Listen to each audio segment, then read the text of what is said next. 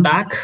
There is a sector within our debt capital markets, and this is not only globally but in India as well, which maybe you have not heard of, but which has silently been working over many years in bringing the best of capital market innovation towards solving social issues.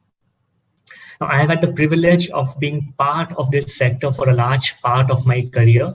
And I'm very excited for this next session titled Impact with Innovative Debt Instruments, which will give you an overview of what this sector is all about. This session will be moderated by Kartik Desai, who is the Executive Director at Asha Impact. Asha Impact is a network of business leaders and philanthropists to leverage collective expertise and capital for social change. Kartik leads Asha Impact. In fact, he helped co-found it in 2014, and he has a very long and fruitful experience in venture capital, entrepreneurship, investment banking, and international development. Welcome, Kartik, and over to you. Please start your session once you see your video going live. Okay, wonderful. Thank you very much, Ravi, and thank you so much for being here, Abha. Welcome, everyone. It's really a privilege to be here and very, very excited to spend the next 45 minutes with you to discuss a topic which is, something which is very dear to me and to many of us who work in the space, who have been working in the space, and that's basically impact finance. We're all finance professionals, and so essentially our careers have been dedicated to figuring out how do you use finance for good. Now that has many, many aspects to it. And today specifically what we're going to be focusing on is impact debt. And one aspect of that, which is or another way of calling that, which is blended finance, which is essentially mixing different types of capital. Many of you would have heard about the phrase impact investing. So what we'll try to do is I will just basically set the context for about 10 minutes or so, introduce the idea of impact investing, give you a sense of what this sector is all about briefly, and introduce also the idea of blended finance. And then we're very, very fortunate to have with us Abha, who is the Executive Director of the British Asia Trust, an organization founded by the Prince of Wales, which has many philanthropists as its members, well-known HNIs and business leaders, and an organization, and Abha herself, which has been leading it, that has done the first multi-provider social impact bond or development impact bond in India. And it's a big deal. And Abha has been very, very kind to offer to, talk about that and also share her global lessons. She's based in the United Kingdom, and of course, British Asia Trust works in multiple countries. And I'll give more details about Abha's, just before I introduce her. But before I do that, I would just like to quickly share some slides and walk you through briefly impact investing and blended finance and kick the session off, if that's okay. So Ravi, I'm just going to share my slides now. If you could just let me share my screen. Okay, wonderful. So please move to the next slide. So just a brief introduction to Asha Impact. We are an impact investment organization set up by two business leaders you may be familiar with, Mr. Vikram Gandhi and Mr. Pramod Bhasin. And basically we act like a multi-family office. So we're not actually structured as a fund, but more like a capital on call. I don't want to call us an angel network, but these are the 8-9 family offices that are part of us. And we invest in for-profit enterprises like any other VC fund, but only enterprises that create social impact. And we'll talk about what that means for a market rate of return. And this is a very important concept, 25% IRR. And that is what us and other impact investors do. So it's for-profit capital, but only in businesses that create impact. We also have another division, which is our not-for-profit, which does two things. One is policy advocacy, or taking the lessons from these impact investments and working with governments to try and inform the dialogue, either in specific social sectors like housing, energy, education, and so on, or at a broader level to enable capital for development. So we're talking about things like the CSR law, social stock exchange, and so forth. And of course, blended finance, building the market for that. This is a new area. We've been doing a lot of policy work to try and build the blended finance market in India, and working closely with, of course, the leaders in this space, people like British Asia Trust, and trying to apply that in India. And now we're looking to actually deploy capital in this space and working with not just these 8 family offices, but a much wider base of HNIs and taking much smaller ticket sizes of people who are interested in deploying risk capital into this space. So that's a little bit about us. Let's go into what is impact investing. So firstly, what is the need for impact investing, right? Essentially, this is the need and the opportunity. Very few people, surprisingly, are aware of this statistic, but it's a stark one. The United Nations has estimated, or rather, in one of its reports, that $500 billion is the amount needed every year in addition to the existing capital in order for India to meet its SDG, or Sustainable Development Goal targets, for 2030.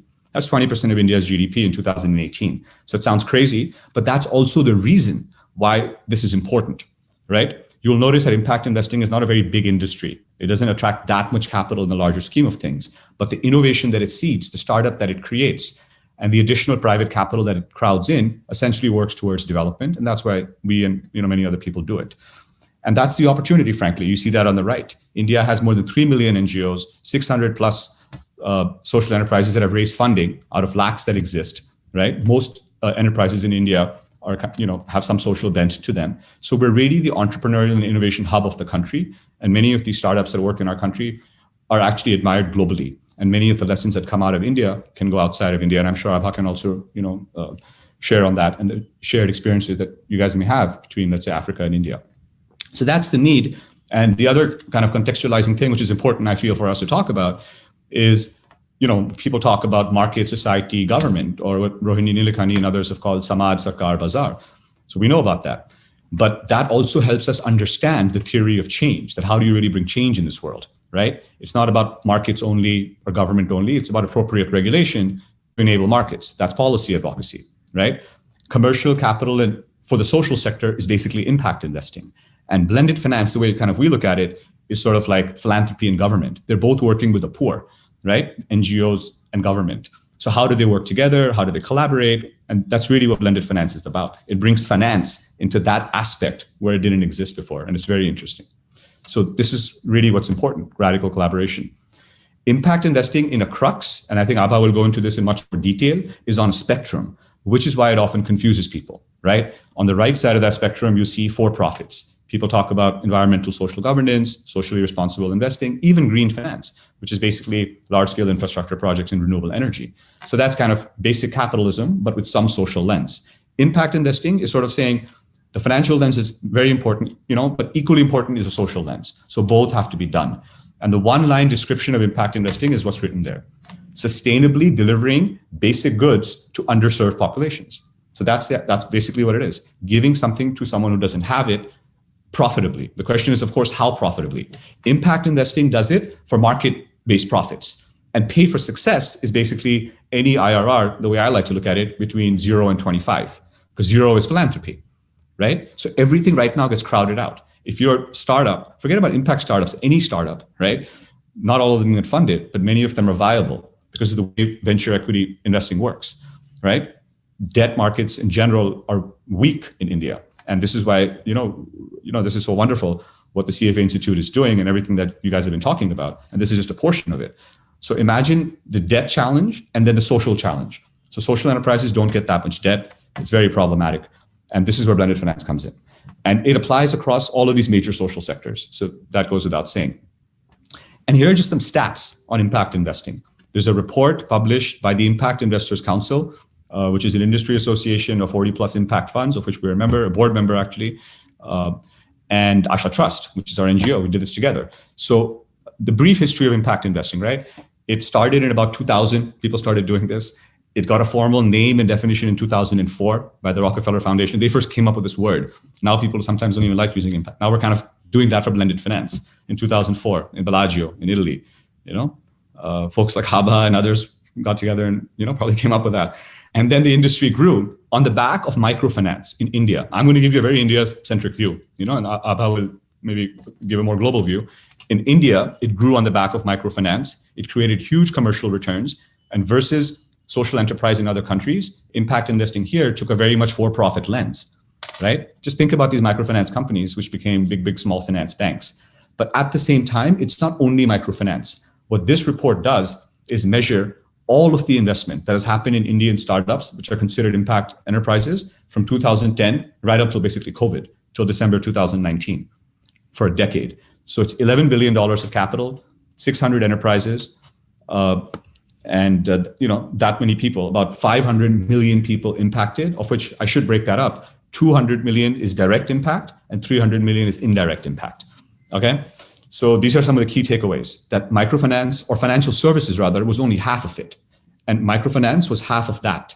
And you guys will be very familiar with that, right? The audience here: SME finance, housing finance, ag finance, CV finance. These are all big growth areas. But in the non-FS financial services, look at energy, health. I'm sorry, not energy, my apologies. Agri, health, and education. These are the big three. Energy is actually very small because we're not including renewable energy. Very important point, right? This is only inclusion. So this will only include energy, which is there with poverty. So this is sort of what's been happening in the industry. And it's equally important to understand that it's not just capital, but innovation, right? This capital has been applied towards last mile service delivery innovation and has created large companies, which have often beaten the so-called commercial companies. Look at all these areas. 3 types of innovation. Of course, technology applies across all 3, but the right one really means deep tech, right? So precision ag is an example. So it's technology used to make business processes more efficient. That's basically what microfinance is. Banks couldn't figure out how to underwrite and deliver at scale to rural, borrowers. Microfinance did that.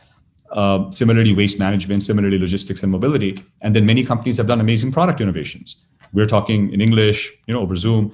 Many people in India speak different languages. There's many, many startups working on content for them and so forth. So just the point, of course, that it's about capital applied towards innovation. And the track record has been pretty good. Of course, look at the data at the bottom. It's a self-selected sample. This is an investment bank called Unitas Capital that does work with impact companies and investors in India. And these are like the exit multiples and the IRRs for the exits that they have done, which are not insignificant. And this is old data. Eric, their CEO, recently said, I think they've done like 50 exits for like all the different investors like us and many others. The data is right there. So the IRRs have been 30 to 50%, equity IRRs across sectors, not just financial services. And this is an example for the Asha portfolio company, 90% IRR, a company called Varthana, an NBFC finance company, lends to affordable private schools, secured lending at 20 to 25% interest rates, with 1-year tenure, because these schools don't get lending from banks and they have great cash flows. And these are the schools where your drivers and their maids send their kids. Okay, so these are the same schools which are, and we're just one of the early investors. This company, when we exited, it had almost 1,000 crore portfolio. Soon it'll probably be listing, and that's just an example of the exits. And then finally, the total impact. I told you about those 500 million. Half of that is coming from financial services, 20 million from ag, education, healthcare. It gives you a sense of the sectors. And look at the last one, technology for development. This is kind of a new sector. It's more like a theme, right? A lot of stuff that goes into that. And I've given you brief examples of very successful companies in these areas, which I won't walk you through now. But all of this is from that report. It's called the India Impact Investing Story, 2010 to 2019. IIC, Asha Impact Trust. And of course, we can share a link. It's a public report. So that's a little bit about the introduction to impact investing. And I'm struggling to move to the next slide. If you can just jump ahead, can we do that, please?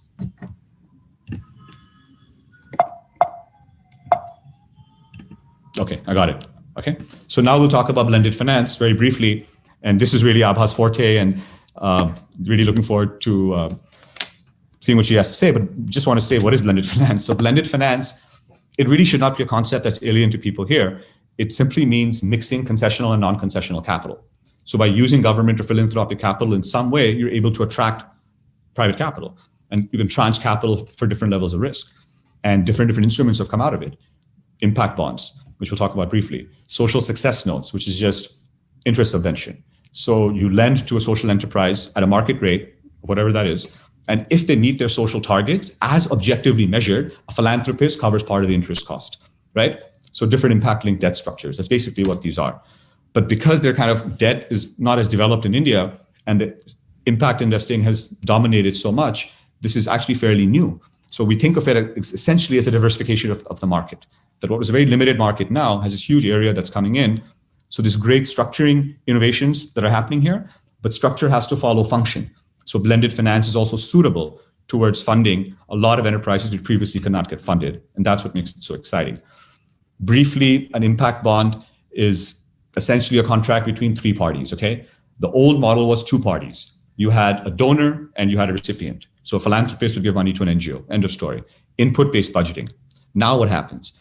That NGO, which could also be a for-profit startup, goes to a risk investor like me or you, any HNI, any individual, any investor, anybody, anyone in the world, and says, hey, look, I want to do such and such intervention. This is the capital that's needed, let's say 1 CR, which earlier a philanthropist would pay. Now a risk investor like us underwrites it and says, here you go, here's 1 crore because I want this to happen. I want such and such intervention to happen. And the metrics are pre-agreed up front that the water level will go up by this much, or the air pollution will come down, or this many children will get educated, or the healthcare outcomes will go up by so much and so much, okay? And then you price that if this happens, it's success. So if it doesn't happen, I don't get my investment back. But if such and such happens, I get my investment back. If better than that happens, I make some return. So you do that, and the outcome funder, right, is earlier who was a philanthropist, now pays the risk investor in the event of that happening, right?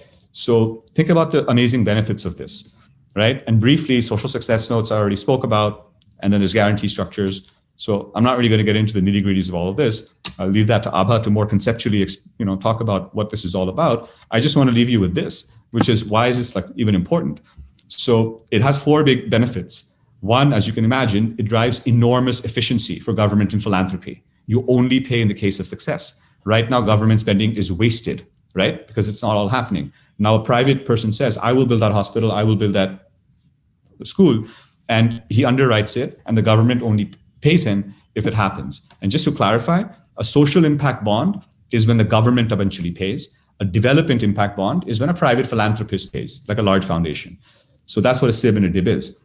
Now, in the West, SIBs have been prevalent. The government of the UK, the United States, local governments, state governments, Australia, and Western countries have done this extensively, right? In India, not yet. It's all been DIBs. We are, as Asha Impact and others, working on India's first SIB right now. And just wanted to briefly mention it. I'm sitting here in Pune with the municipality of the city to do India's first SIB.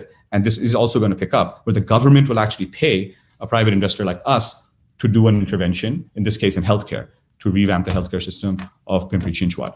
And that's the opportunity for us. As risk capital, this is a new investment tool. If equity is making us 20, 25%, here now we can deploy impact-linked debt, and we negotiate and we price it. So even if it's in the high single digits, low double digits, 8% to 12%, it may not be a market rate of return, but we're getting some impact. The risk is low because of annual recycling. What that basically means is we pay, let's say, 20 crores to finance a healthcare intervention in Pune, right? At the end of 1 year, it's measured. That did such and such happen? Do these hospitals get accredited? And if they do, the government pays us. We reinvest that money for year 2. Again, it's measured. We reinvest it for year 3. So every year we're getting our capital back rather than an equity where it's a 5-year risk. The return is lower, but we're getting impact. It's measurable. It's much better than philanthropy. And for the service provider, they get the flexibility, right? That they're given the money and they just have to hit the outcomes. They're not being told that do it this way or do it that way. And I'm sure Abha will talk about some of the insights and the lessons here. So essentially, all of this creates huge evidence of what works. And this is why it's interesting and it's a very, very exciting space. And I think we're extremely fortunate, that not only is Abha here, but she's agreed to now walk us through some of the key lessons of British Asia Trust, and what they've done. And sorry, I think I missed my last slide. I'll quickly just touch upon it, which is in India, at least, the evidence of returns has been, not yet there, but globally, we've seen that the returns have been high in those cases where it's happened. And in India, we do expect the returns. Outcome funders have said they're comfortable paying 6 to 7%, but there's some returns here. And this is what basically, last final summary of if you're someone as a financial advisor, as an investor, someone who's thinking about this is a great time for you to start considering it. But these are the 3 things that you will need. You need to have underwriting expertise to know what social service providers to back. You have to apply your capital. And of course, you need to get outcome funding on the other end. So if you can do these 3 things, there's really a lot of potential. And with this, I'll end my brief presentation and, really request Abha to now take over and just to kind of briefly walk you through her background. Again, Abha, as we mentioned, the executive, she's been a founding member of the British Asian Trust and a crucial driver of the Trust's development of the innovative finance practice for, I think, almost 12 years, more than a decade. So she's very passionate about approaches to finance and grant making that enable deep impact. She has led the development of the 11 million quality education India Development Impact Bond, the QEI DIB, which has partners including the Michael and Susan Dell Foundation, the UBS Optimus Foundation. They are the risk investors, UBS. Her extensive experience in creating and nurturing these kind of partnerships has won her and the trust many accolades. Most recently in 2020 Bond Innovation Award. She's also a fellow of Practice 2020 at Go Labs, the Blavatnik School of Government at Oxford. Very prestigious program. In recognition of her valuable work building philanthropic, business, and cultural relationships between the US and South Asia, she was named among the 100 most influential people in UK-India relations last year. Abha is an alumna of University of Cambridge, the University of United Kingdom, and Xavier's College in Mumbai. And if I can just add on a slightly personal note, I see Abha as an innovator for capital markets inclusion. And, and partly I think it's the genes, as Abha's, parents are also well-known economists who have contributed to this field, Mrs. Thorat in particular, and she brings an amazing global view. So we're really, really fortunate to have her. And I'm going to hand it over to you now, Abha, request you to go through your presentation and share these amazing insights with the folks here. And then, we can jump into Q&A. Cool. God, who were you talking about? Because I'm mostly a mother in COVID times, trying to make sure that I stay sane while trying to do good. The doing good is what keeps me sane. So really a huge thank you to Ravi and team for having me, for Kartik for inviting me. I'm no expert. I'm always learning. And hopefully I keep learning through the questions you're going to ask us today as well. And it's always brilliant to talk to investors because they're so razor sharp on, so what's in it for me? And knowing what's in it for you is why I'm doing this presentation. I'm going to speak for 10 minutes. I'm going to spend a longer time with Kartik answering questions. We'll both answer questions. But the point is to allow you to ask us the questions that you can't ask anywhere else. And Ravi, this goes to you as well. So do give us a hard time. You'll be only effective if you give us a hard time. So I'm going to move to my first slide, which Kartik also spoke about. And I will just say one thing about this. The gap to fund the problems of the world are huge. So, we're talking about trillions of dollars of gap. Kartik gave you the Indian stat, 500 billion is the gap. It's all esoteric. What does it mean having such a big gap? It basically means that if we don't spend this money, people will get poorer, the environment will get worse, climate change will take over. And in many senses, the wealth that you make will not have the impact in your lives because you'll be living in climates which are more and more difficult to live and breathe in, with more and more poverty around you and unrest and insecurity. So you and I have a moral responsibility to look after that gap and to make the gap less so that we can all live a better and a healthier and a safer life. So this gap is not sitting out there for governments to sort.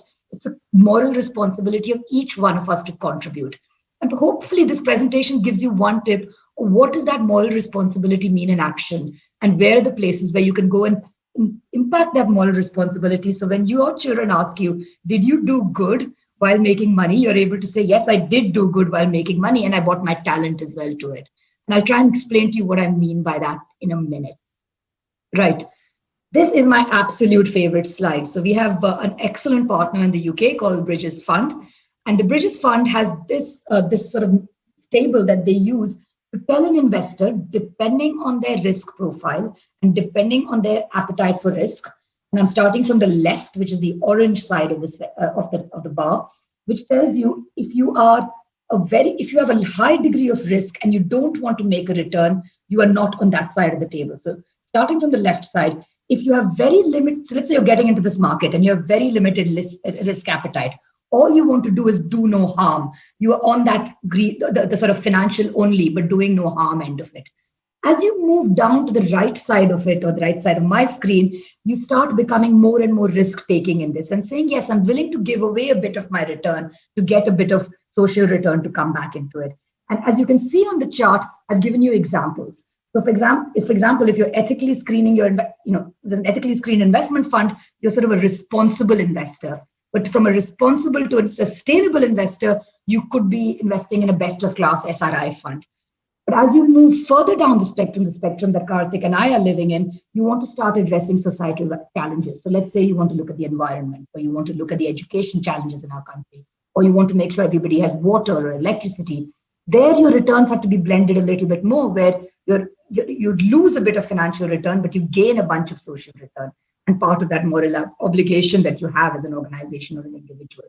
And finally, there is a place where there's no return, and Kartik talked about it too, which is where you don't have any return at all, and that's where philanthropy normally sits. And that is not what we're going to be talking about. We're focusing on that blue box, and hopefully the rest of the slides sort of give you the how of that more clearly. Some numbers. This is really, really interesting. This is a UK view, and I apologize for that, but I did want you to have a sense of the UK view, that the part of the market we're talking about is 0.02% of the mainstream market and the amount of money going into it. So it's super tiny. And the only reason it's tiny is because it's not become mainstream yet. And part of what mainstream financial returns based investors have to look at this market and say, how do we grow it? How do we scale it? And what do we need to enable players like Kartik and me to help you to do that? So that is a really important question for us. And hopefully you ask us those questions and we can answer that for you. The growth of this market, tiny as it might be, has come from all sorts of sources, from government on one side, the people who want to deliver impact. You can see government in many ways, right? They make our laws, but they are the biggest buyer of outcomes. They are the people who are committed to educating our population, to making sure that various sorts of social good is delivered. So on many sides, the demand has come from governments who might want partners to deliver outcomes, or other impact-driven organizations on the demand side, leading to, in the blue, all sorts of forms of finance, which even Kartik mentioned. And then we've seen in the UK, social banks, community development financial institutions, impact investment fund managers, and huge number of intermediaries and other kinds of platforms. And then, of course, all of you being a source of income, but we have all sorts of other impact capital, the government itself. We have wholesale banks in the UK, like Big Society Capital. Many charities are getting into it as well. So the market is huge and exciting, and lots of people are seeing the potential to do good and make money as an interesting way to sort of exist as an organization. The first thing, just before I talk about our work, is that impact bonds are not bonds in the traditional sense of the word. The first question that comes to me once a day at least is, what's the coupon? And the answer is there is no coupon. An impact bond is a pay for success instrument, which means if I succeed, you pay me back. And for the risk that someone takes on me, they get a return. So that's it. And I think Kartik did a great job in explaining it, so I won't go into it. But the first thing to know is it's not a bond.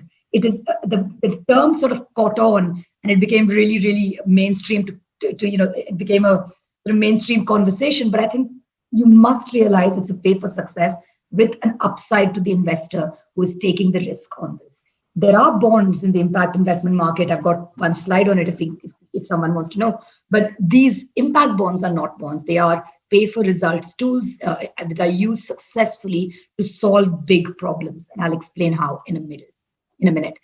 So 10 years old or so not very old, not even a teenager yet, with India actually leading the pack in this, as you can see from my table here.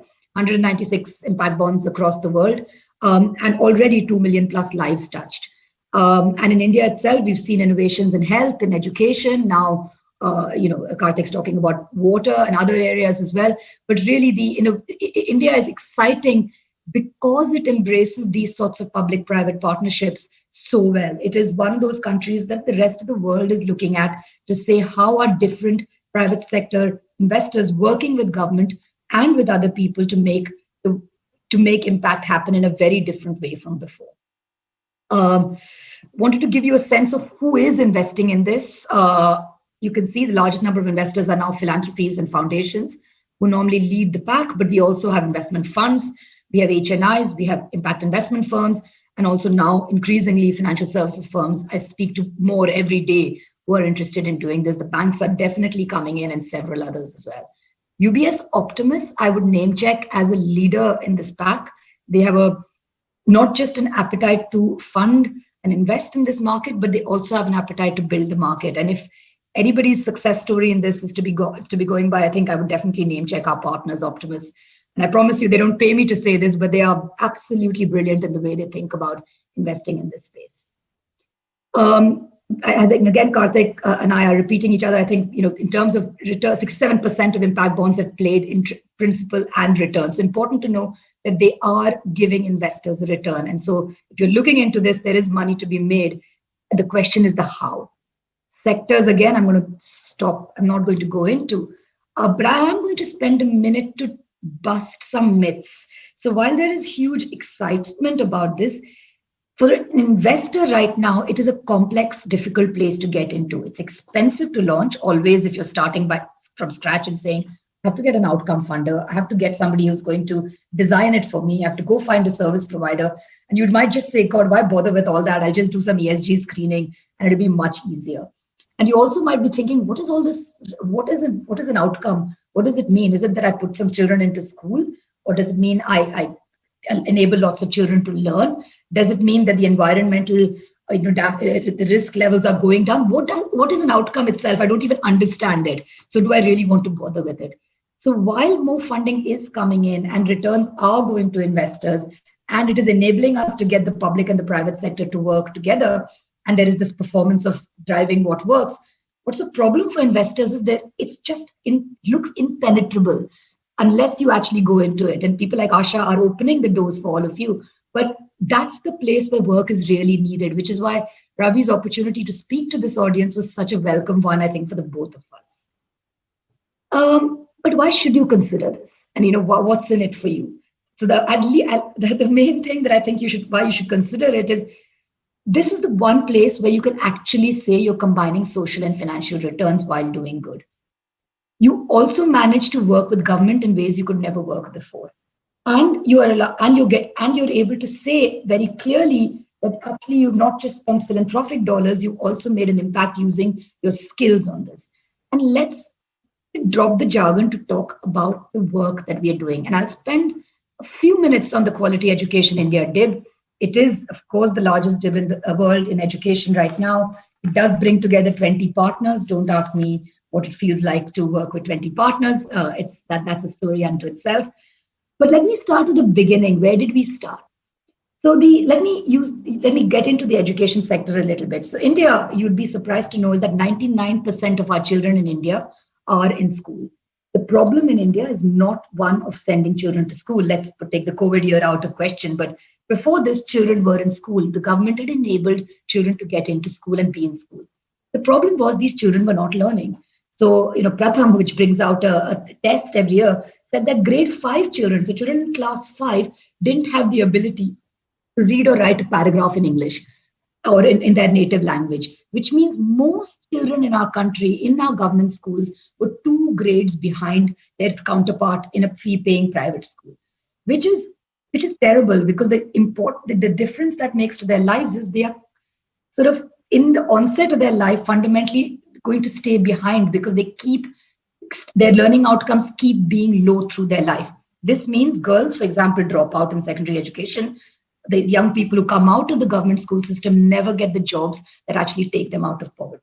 So the starting point for the Quality Education DIB team, and this was Optimus Foundation and Michael and Susan Dell Foundation and ourselves, was how do we solve the learning crisis in India? How can we make a large enough number of children learn using a different financial tool that makes the government get up and say, wow, this can work. And that's where we started our work in 2017 when we started designing it. The first problem we had was, so what is an outcome? What is a learning outcome? And I hope that if there are parents on the group, they'd say, there are many things that could be learning outcomes. How do you feel? Srinivas, when he spoke about your careers, your social and emotional learning, all of those things, but most things unmeasurable. The only thing you can actually measure in learning outcomes today at scale is what grades people have in maths and what grades people have in English or in a local language. So the first thing we determined was that the way we would measure learning outcomes was how children are doing in language and maths.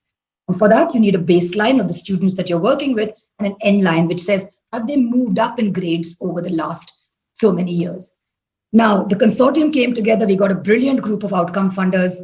We have several knowledge partners. But what has been super exciting over the last 2 years for us is that the financial instrument is working. Investors, by taking on this risk of delivering this work with service providers who are leading organizations, education NGOs in our country, who are used to getting philanthropic money anyway, the children in the schools that they were working with in these government schools, because most of them, that's where they work, were learning twice as fast as the children in any other school, or to any other kind of money they were getting. So they were surprising themselves by how well the children in the DIP were doing versus the children in their other schools. And I'm going to pause there so that if you want to ask me the why and what the reasons behind the excellent success was, but you can imagine the investors, A, they're making a return, B, they're doing good better than ever before. So these are the two bits of success. And I'll take questions on the sort of mechanics and all of that when we get to that. Abha, sorry, since we're on that, because I just wanted to ask you, because yesterday I heard Shantanu from Social Finance commenting on how this DIB has managed to sustain outcomes even in the COVID period or on a relative basis compared to others. So what has been that learning of everyone is set back, but the adaptation built into the model and the fact that it continues to deliver outcomes? The reason is because for us, funding is school, education continues whether children go to school or not, Kartik. And this year, while children have not been going to school, our providers have been working with the children outside school. The flexibility of the approach and the brilliance of our investors has been in keeping the commitment through a difficult year. And I think that is where investors really think very differently from everybody else. Most philanthropists have actually moved their funding to COVID relief or other things, but the investors are playing the long game here and they're genuinely committed to it. And that has made a difference. I think I would give huge kudos to them on that. A quick sort of under design piece of work which we launch next year is a bigger impact bond in skills. And here we are looking at what is going to happen to people who are skilled but don't get jobs or stay in jobs. And the outcome we're going to be measuring is whether a skilling provider in India enables someone to stay in a job for 3 months. Only then will investors be paid back. And in this case, we are working with the National Skills Development Corporation and again, the Michael and Susan Dell Foundation. Clearly, we like to do repeat business with investors to design this piece of work, and it's almost closing in terms of funding, and we are set to launch in the early parts of 2021. And with that, I'm going to end my presentation, Kartik, and enable questions and discussion with you and with Ravi. Wonderful. No, I think we're so fortunate. Firstly, thank you, Abha, for that amazing presentation. That was excellent. And whilst you've been speaking, some amazing questions have been coming in. And genuinely, I can tell. So we've clearly got folks on this discussion who are interested in these bonds and who's asking the right questions. So let's just jump into them. The first one is on the cost and the complexity of setting up and the mainstreaming of these instruments. How is that going to happen? So what are your views on templatization or, I don't know, other drivers of this? Clarity. The cost is only high, Kartik, if you go at it alone. So the first thing I would say to a socially minded investor who wants to do an impact bond is join hands with another investor. Whether it's an Asha, whether it's an Optimus, or whether it's a Dell, if you do it together, you do it at lower cost. So no one needs to go at it alone. Templatization comes later for me. The first thing is to find a friend and work with a friend. And that's like in any business, doing it alone is always going to be expensive. When you're doing socially, motivated deals for the first time, best to go into somebody and learn with them. Optimus had done the Educate Girls DIB before us, and we genuinely felt they'd be friends and learning partners for us. And we learned from them. With us, other people are coming on the journey. Share your learnings, be open-minded, share all share all the technical information. But first start with somebody else. Don't go at it alone is my sense. Exactly. Very apt summary. Without even being able to articulate it as articulately, we're also doing the same thing. Because Asha, by definition, is a collaborative. And we realize that institutions sometimes take longer to make up their minds. But some HNIs and business leaders and families can afford to take that risk, take larger ticket sizes, demonstrate it. But honestly, anyone can participate in these things. I mentioned 25 lakh is the minimum ticket size we look for. Most people put in 1 CR or more. It can be less. So, but people work together. And you also need an institution like an Asha, like a BAT or someone to do that selection, because it can't just be applied to anyone. And it's really about originating the right pipeline. And then you can get that templatization. And the final element is regulation. Because these structures are bespoke, it's not always clear what's what, but that's changing because of the open source content. That's why we do these sessions. That's why you guys have put out content. We put out our content in the open. I should mention this for the viewers. IIC, which is Impact Investors Council, Nishit Desai Associates, the law firm, United Nations Development Program, are putting out a report in the first week of January, laying out the blended finance structures relevant to India. And you know what they're doing about? They're basically taking all the global stuff and figuring out what are the 7, 8 examples of global structures which have worked well, and what does it mean to bring them into India. And reg issues start coming up. Like charities, are not able to give returnable grants. NGOs can do, like bonds, but not loans, and various things. So the fact that from the UNDP to the Impact Investors Association to law firms, regulation is the top reason why you have to think regulation upfront. Ravi and Kartik, I think if you don't think regulation, you'll get to a certain market scale, and like microcredit got to at some stage, it was regulation that unlocked the money for that market as well. So regulators will have to get involved at some stage. Coming from a family of regulators, hopefully sooner rather than later, but it's definitely time that as soon as I would say the innovative players take it to a certain scale, that regulators see that it's worth their time to invest. And people like Kartik put out the data for them to do that. I think it's the minute they come in, you have scale. We saw that here in the UK when the Treasury started taking huge interest in this, set up big society capital, allowed a fund of funds to be there to allow investors to take these risks. So the role of regulators, the role of the Treasury, the role of our finance ministry is absolutely pivotal in scale. And for that comfort investors need on this. Absolutely. And we're a little bit tight on time, but I think there's 3 more questions. 2 of them I'll club, and I think let's address that. It's about government and the depth of outcome funding. But before that, there was briefly a question, asking about stats, that what's typically the size of these instruments. So the one Abha mentioned, as you know, is $11 million. And they asked how many of these are around. So there's 4 in India. They range in size from 1 to 10. The first one was Educate Girls. It was an individual one, but now they're multi-provider ones. So $10 million ones, like the skilling one. And there's several dozen under development of different types. Sometimes it's a corporate trying to do something with its CSR or various. So it varies. But the key thing here kind of links to the question is the criticality of pooled outcome funding. Social Finance India had tried to create a pooled 1 billion with a B. And under that, any of us could have just contracted education bonds. That didn't work out. But it doesn't have to be so ambitious. Other pool structures. We are seeing $100 million funds now all over the place. In Africa, we're definitely seeing it. And our ambition at the British Asian Trust, we've now started saying we won't work under $10 million because the cost of developing that business is so high.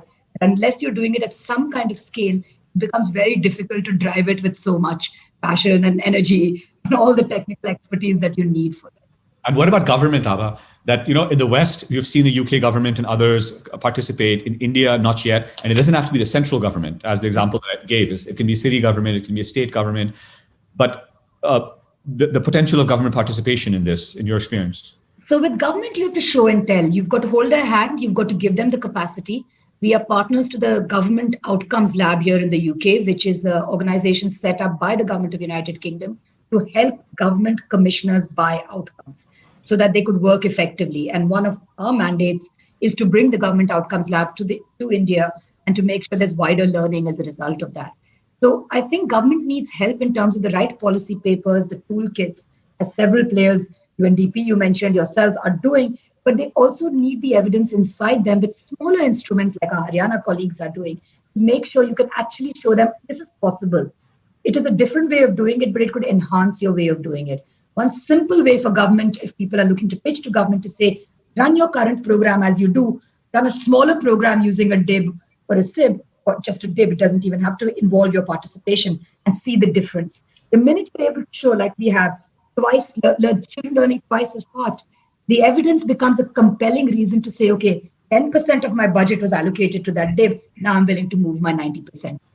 And you don't threaten it. And the one that you're doing now is with NSDC. Now that's a government agency. So briefly, can you talk about that experience? Because NSDC is looking at now applying the impact bonds concept to skilling. NSDC is brilliant because they really wanted to open up the skilling market to impact investors as well as to outcome funding. And the way they have done this is they've become one of the investors on this and taken on risk on this. And the reason it has been great is they were so open-minded on the challenges in the skilling sector and saying, right, we need to change outcomes.